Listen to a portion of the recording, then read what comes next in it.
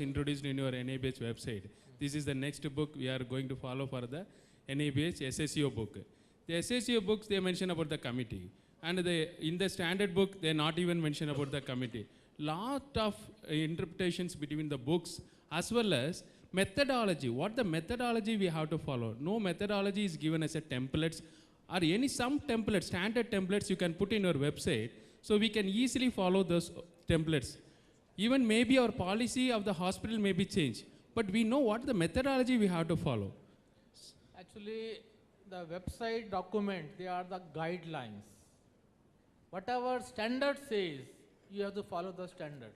Yes, Intent sir. of the standard. So these are the guidebooks, guidelines, they were being formed, and there are some suggested templates also we have documented, which are with the permission of the respective hospitals. This is what document they prepared, and the same document we have put it on the website. And but definitely, as per standards, you have to, one hospital has to follow the standards. And guidelines are to mere help the organization to prepare their own systems as per the standards requirement. I'll put it this way, to summarize it, standards are standards which the NABH has released. There are many organizations like World Bank and others who have come forward to help the individual organizations to come up with certain guidelines. Now, how much of it you need to follow is something which you could decide. So some of them guidebooks which have come, because it's a grant which has come, it has been put up. So it's for you to take and this thing. But final thing is the standard which the NABH has given. So just to break this thing, I'll ask a couple of questions on lab which has come forward also. Sir, as of date, how many labs are accredited, or how many hospitals with labs are accredited, and is there a new standard which has come for a lab? And third is, how difficult is the process for lab? Because many a times they are asked, we have gone through one big cycle of NABH, and then again we have to go through a big cycle of lab. So what is the turnaround time typically for a lab? Yeah, these are the general questions which normally whenever we go to a conference, these are the questions which are to be updated every time. See, as said, there are 80,000 hospitals. We were calculating there are approximately same number of labs, about 1 lakh of laboratories are there. And today we have accredited 700 laboratories as per international standard. And if I see how many laboratories will actually qualify out of the 1 lakh laboratories, there are many laboratories which are operated by the technicians, operated by some system franchise, there is no medical doctor there. So I would say there will be 10,000 laboratories which will actually come for accreditation in next 5 to 10 years. And mostly they are going to be from the big hospitals or the government imposed CGHS empaneled laboratories, and also those who think that quality has to be maintained. Well, we have at present 400 assessors which are taking care of assessment of these 700 laboratories, and we keep adding these assessors in batches of 20. We are doing 6 courses a year, and we keep harmonizing the process of assessment. Well, there are senior assessors who have done 200 assessments. There are assessors who have done 10 assessment, 5 assessment. So when we form a team, we send them together and some harmonization takes place. But besides that, every 2 years, we hold a conclave. That is, we call all the assessors at one place, and there is a debate. And the senior assessors share their best practices with the other people, and the process goes on. Now the number of assessors has gone so large, 400, that it is not possible for to call all the people at one place. So what we are doing, we have selected 10, 12 big cities, and we call in batches of 40 people who within the local city, like Bangalore, the Bangalore-Mysore people will participate here, and we'll send a team from NABL. So this is how the process will harmonize. Now you asked about another question, how stringent it is. Well, there was a time when NABL accreditation was very stringent. I had seen in 2010 that the number of NCs, non-conformities, were 50, 60, 70. Now, if I compare with testing, probably lab will not get accredited. So what we did, we started this process of harmonization. We thought that the problem doesn't lie in the laboratory, the problem is in our system. What was happening, if we have sent 6 assessors in 6 disciplines, hematology, pathology, biochemistry, each one is raising a similar NC and each one is having a different count. So, in the process of harmonization, we could club them. Now, over a period of 4 conclaves, we have been able to reduce the number of non-conformities from 50, 60 to 20. So this has been a very big achievement where now laboratories can say, no, it's not a barrier. It's not a barrier because they are getting few NCs. Maybe in the near future, when we do more, this could further go down and it will be much easier. Now the turnaround time, of course, Enable was taking a lot of time in granting accreditation over a year, but now that time has come down to almost 6 months. We have improved our processes, we have recruited more people and we are recruiting more people. And we'll further see that it comes down to 3 to 4 months. Thank you. Okay. Can I have one question regarding NABL? Yeah. Sure. I'm Dr. Barnali. I'm from Mumbai, Kokilaben Dhirubhai Ambani Hospital. So we recently from CAHO we have surveyed different labs regarding challenges faced for the NABL, and the maximum question came the variation between the assessors. So for NABL, like why we can't, we have checklist, but that's like, ISO 15189 checklist. So can't we have the checklist which is very much specific, because the individual variation between the assessors, like you said, harmonization is a challenge between the assessor.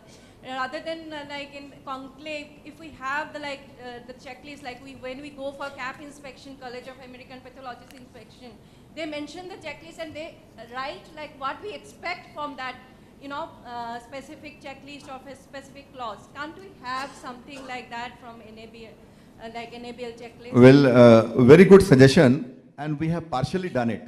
We have a checklist of the 15189, the standard itself. Well, we did for, I think, microbiology, we made a checklist. I think we could not implement it, but the suggestion is very well taken. In all the disciplines, I'll form technical committees and will form a checklist so that the assessors which go are very specific to the clauses they have to refer. Thank you, Dr. Barnali. I have a question. I am from the laboratory side, and probably the question which I would like to pose to both NABL and the NABH may not be appropriate to this forum, but since you mentioned about pricing, and since Dr. Venkatesh said we can ask anything, let me put this scenario in front of you. We are all aware that CGHS is a major driving force for many of us to go for accreditation. At the same time, we are faced with a dilemma of whether we can accept the pricing which is offered by CGHS across the board, because some of the assays which are quite frequently asked are very ridiculously priced. So can the NABL and NABH give some kind of guidelines to the CGHS saying that these are accredited laboratories, they have cost for quality, and this is the minimum level, or this is the minimum rate which you can charge for a particular test. Like, we are offered 90 rupees for a biopsy, which is just, you can't do a biopsy, justice to that. Can I answer? Please. With my limited understanding is, one is cost is beyond the scope of, either NABL or NABH. Having said that, now if there is a specific, so it cannot be directly dealt with, you can only put the quality parameters. Now if there is a specific requirement which say CGHS comes up to either of these bodies to say what is it that a minimum costing is going to be for a particular procedure, I'm sure they can look into it, but I don't think we could be recommendatory bodies to them as to this should be the cost if NABL or NABH has to be there, because again that can be, there may be so many variations, someone could do it in a better model and so on and so forth. Murli, 1 minute.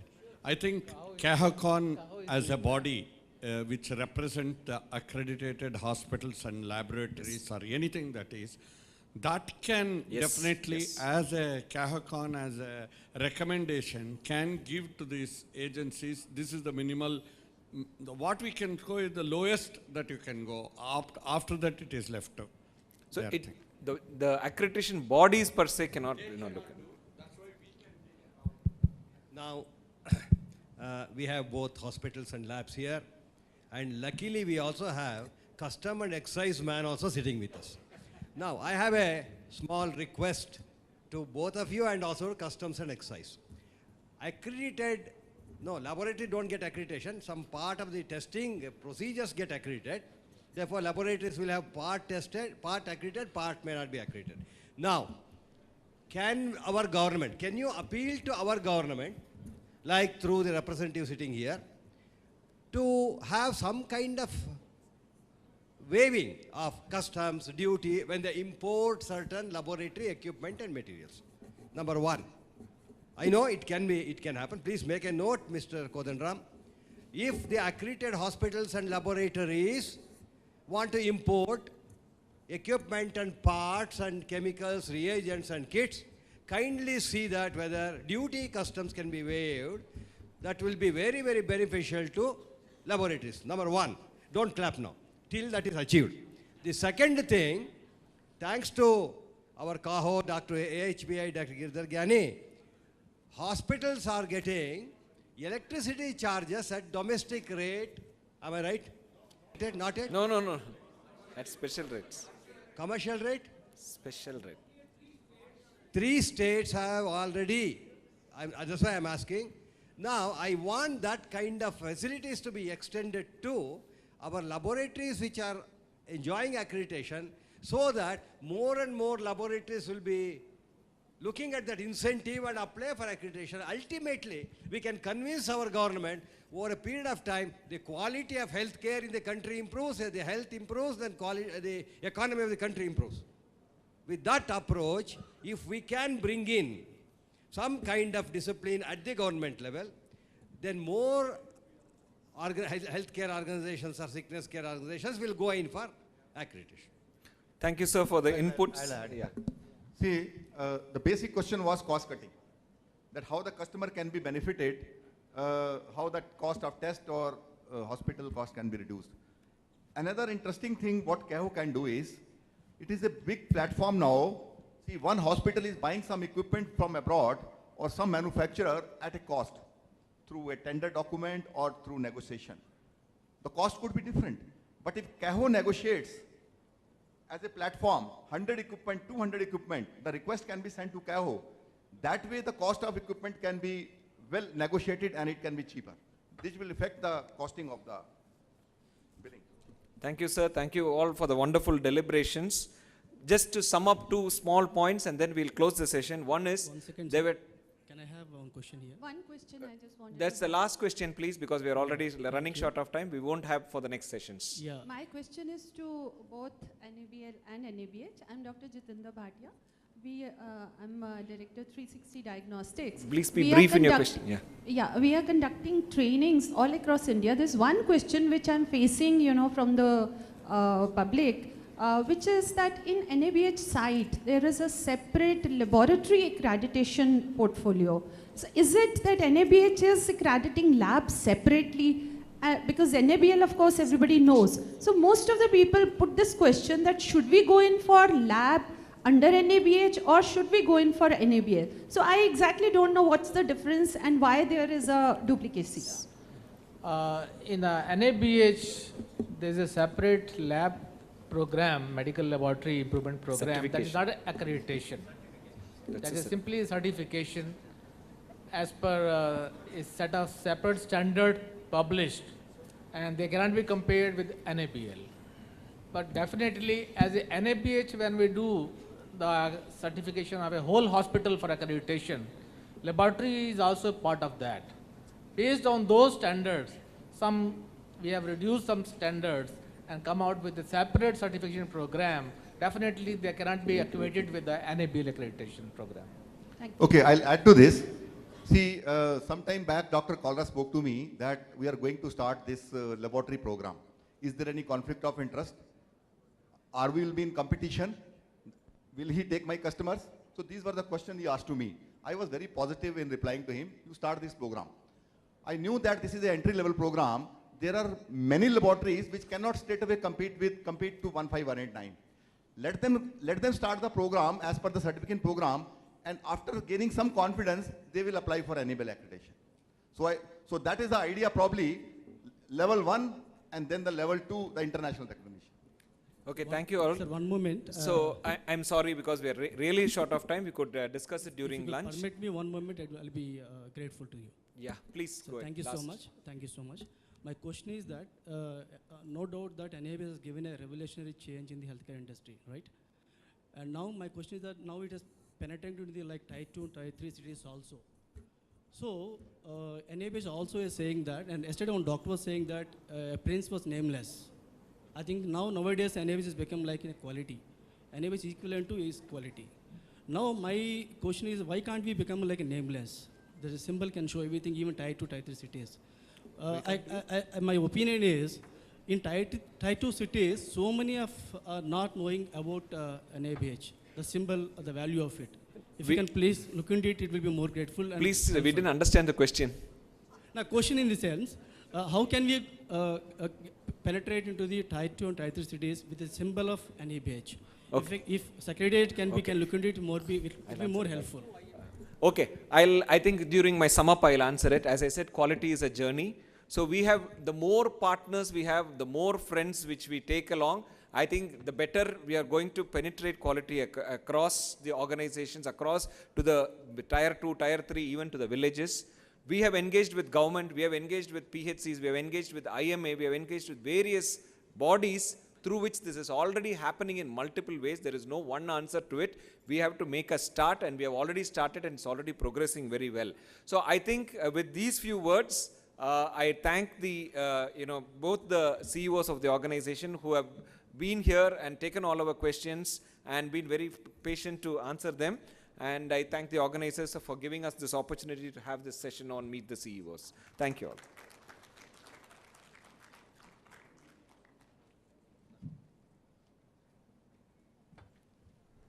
May I request Dr. Nagendra Swami and Dr. Alex and Dr. Sahadullah to come on stage and hand over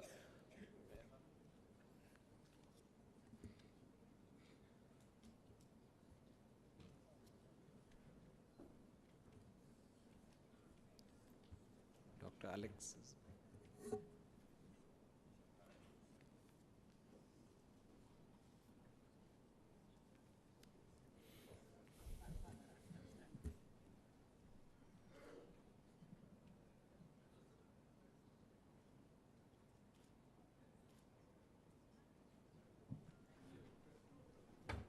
Thank you all. Thank you all. We'll. Oh.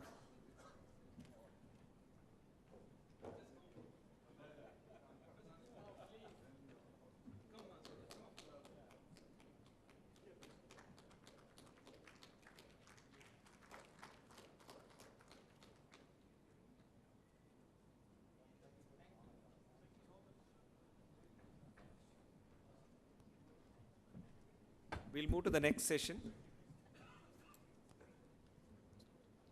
Our next session is the paper presentation. I'd like to invite Dr. Nagendra Swami, who is the Senior President, Manipal Health Enterprises, and the Group Medical Director Chairman, Quality Council, MHE Bangalore, to introduce our coordinators.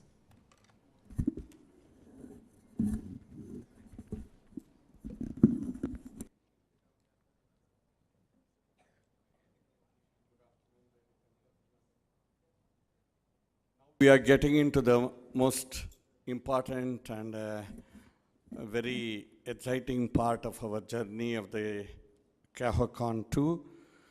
Right now is the free paper presentation from the people who have applied for this category. There were totally 45 papers received, out of which 12 have been shortlisted. These people will come here and now do their presentation. There are two chairpersons for this session. I would like to invite Dr. Naveen Thomas to come over the dais, please. Dr. Naveen Thomas He is the principal assessor of NABH and also, more importantly, is the director of the Bangalore Baptist Hospital presently.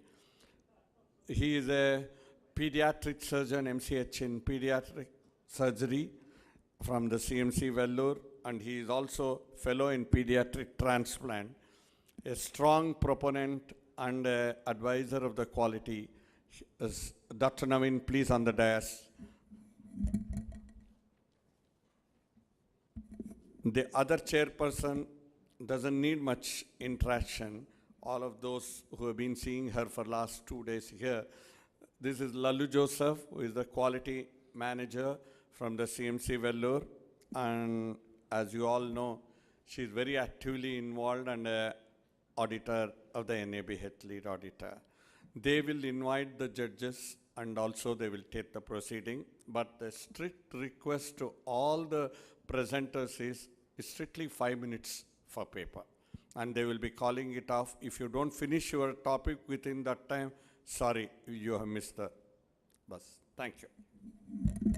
Thank you very much, Dr. Nagendra Swami. Yeah. Very brief introduction. We'll just call on the judges for the occasion. May I request you, 4 of you, as we invite you to occupy maybe the middle table. Maybe we need to exchange some seats.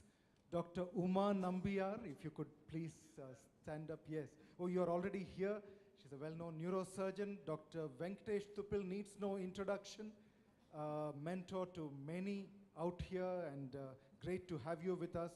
Mr. Sunny Kuruvilla, where are you? Yes, is an administrator par excellence and passionate about quality.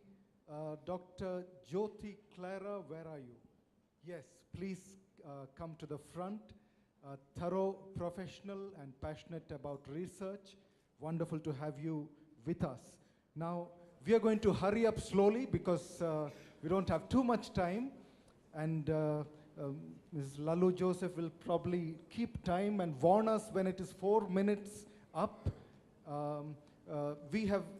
I'm told Lalit Ashok has designed a trap door which opens at the end of 5 minutes. So at the end of 4 minutes, we'll warn you, and 5 minutes the trap door opens. And wonderful to have you all. Just jokes aside, but we will keep to time. That's important. We have got wonderful things ahead. You know, the longest speech in UN was given by VKK Krishnan Menon.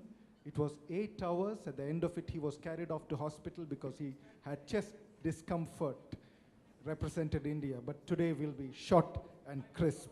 We will start with the first one. Would you like to call on the first person? Just wanted to say right in the beginning that we are not part of the judging panel. We're just coordinating and helping. The first presentation will be from Sakra World Hospital, Lean Six Sigma project for turnaround time improvement in the laboratory.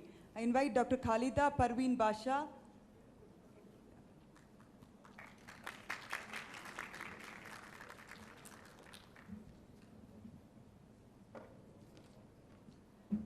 If the next person could be ready, it is an initiative to overcome preoperative anxiety among children from Christian Medical College, Vellore, Dr. Ekta Rai. And the third would be HOPE, Hope for Excellence in Nursing Care, Apollo Hospitals, Chennai.